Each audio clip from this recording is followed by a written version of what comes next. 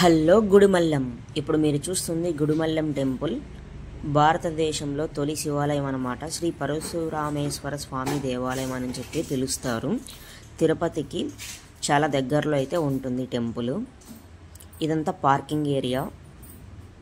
మొత్తం ఒక అడవిలాగా కాకపోయినా కొంచెం పార్కింగ్ ఏరియా లాగా అయితే ఉంటుంది. ఇక్కడ వెహికల్స్ అనేది ఇక్కడ పార్క్ చేసుకొని కొంచెం ముందుకు కనుక వెళ్ళారంటే ఇదంతా ప్రహరీ గోడ అన్నమాట.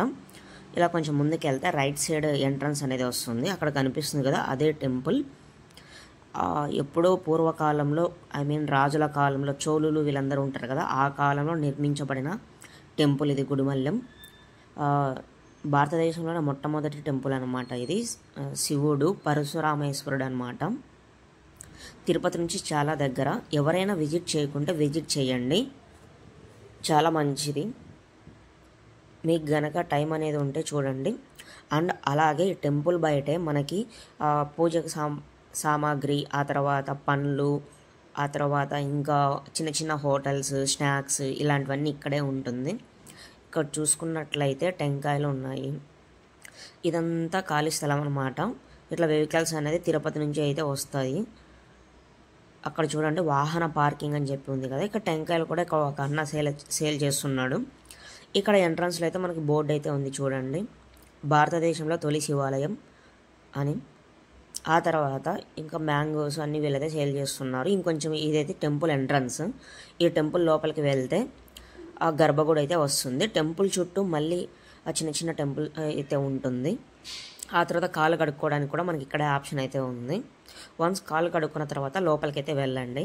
ఇక్కడ మనకి ఇట్లా డిస్ప్లే అయితే ఉంటుంది, తెలుగు అండ్ ఇంగ్లీష్, ఆ తర్వాత హిందీ కూడా ఉంటుంది. ఇలాగే కొంచెం ముందుకు వెళ్తే తమిళ్ కూడా ఉంటుంది. మోస్ట్లీ అందరు విజిట్ చేసే ఉంటారు టెంపుల్ అయితే. ఇది చోళ కాలానికి చెందిన అనేక శాసనాలు అయితే ఈ టెంపుల్ లోపలైతే ఉన్నాయి. ఆ శాసనాల దాతలు ఆలయానికి ఇచ్చిన బహుమతులు అని చెప్పి కొన్ని చోట్ల అయితే రాసి పెట్టారనమాట. అప్పట్లో ఆ లాంగ్వేజ్ మనకైతే అర్థం కాదు. ఇదైతే ఎంట్రన్స్. సేమ్ మూవీలో చూసినట్టయితే ఉంటుంది. పాతకాల మూవీస్ ఇవన్నీ ఉంటాయి కదా, అలా అనమాట. లెఫ్ట్ సైడ్ అయితే మనం దర్శనానికి వెళ్ళాలి. రైట్ సైడ్ వెళ్ళారంటే అది మళ్ళీ ఎగ్జిట్కి వచ్చేది రూట్ అనమాట. ఇక్కడ చూడండి కొన్ని ఇక్కడైతే ఉన్నాయి, డిస్ప్లే పెట్టారు.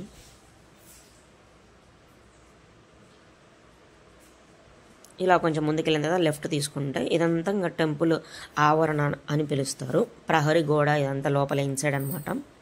దర్శనానికి అయితే ఇలా లెఫ్ట్ సైడ్ అయితే వెళ్ళాలి. చాలా పీస్ఫుల్గా అయితే ఉంటుంది టెంపుల్. ఈ టెంపుల్ చుట్టూ గ్రీనరీ చూడండి ఎంత అద్భుతంగా ఉందో, ప్రశాంతంగా అయితే ఉంటుంది. ఏకశిలా విగ్రహం అనమాట, ఒకటే శిల ఉంటుంది, దేవుళ్ళు కూడా ఉంటారు. గుడిమల్లం అంటే అందరు గుర్తుకొచ్చేది శివాలయం, శివుడు. ఇంకో పేరే పరశురాముడు అని చెప్పి కూడా పిలుస్తారు కదా, అంటే ఒక్కో యుగంలో ఒక్కొక్క అవతారం అని చెప్పి పిలుస్తారు కదా, అలా అన్నమాట. ఇక్కడే అరటి చెట్లు కూడా ఉన్నాయి. అలాగే ఇక్కడ ఒక బావి కూడా ఉంటుంది ఈ టెంపుల్ లోపలే.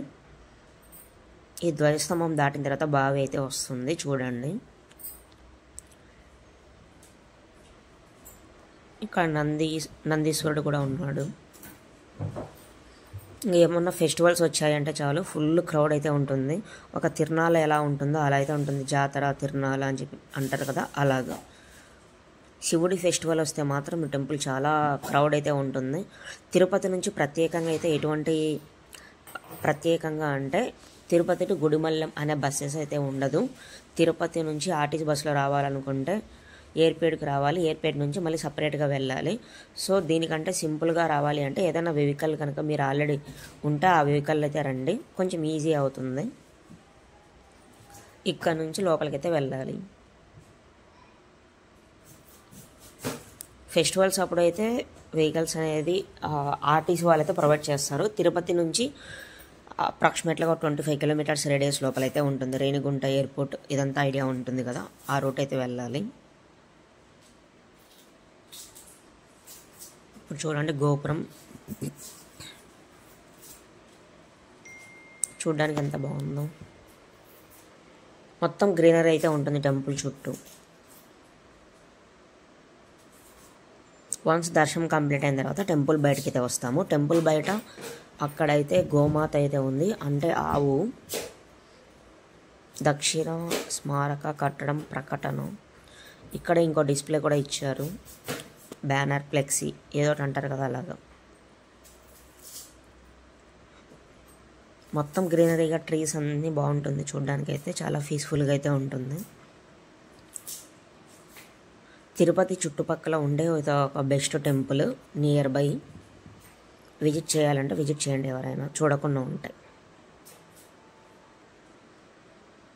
భారతీయ పురాతన శాఖ. టెంపుల్ నుంచి బయటకు రాగానే ఇక్కడ ఆవు అయితే ఉంటుంది. గడ్డి కూడా ఇక్కడే సేల్ చేస్తుంటారు.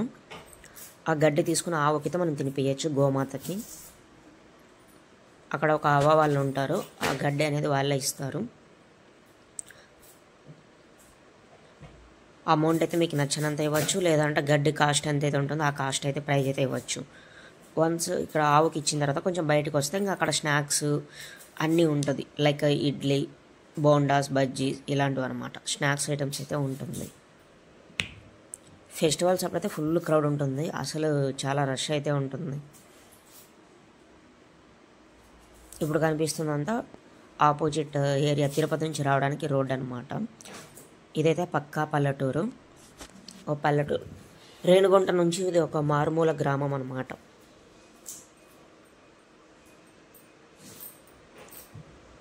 ఇప్పుడంతా బయట షాప్స్ అన్నీ ఉన్నాయి చూడండి. ఇదైతే గుడిమల్లం టెంపుల్. ఎవరైనా విజిట్ చేయకుంటే ట్రై చేయండి విజిట్ చేయడానికి.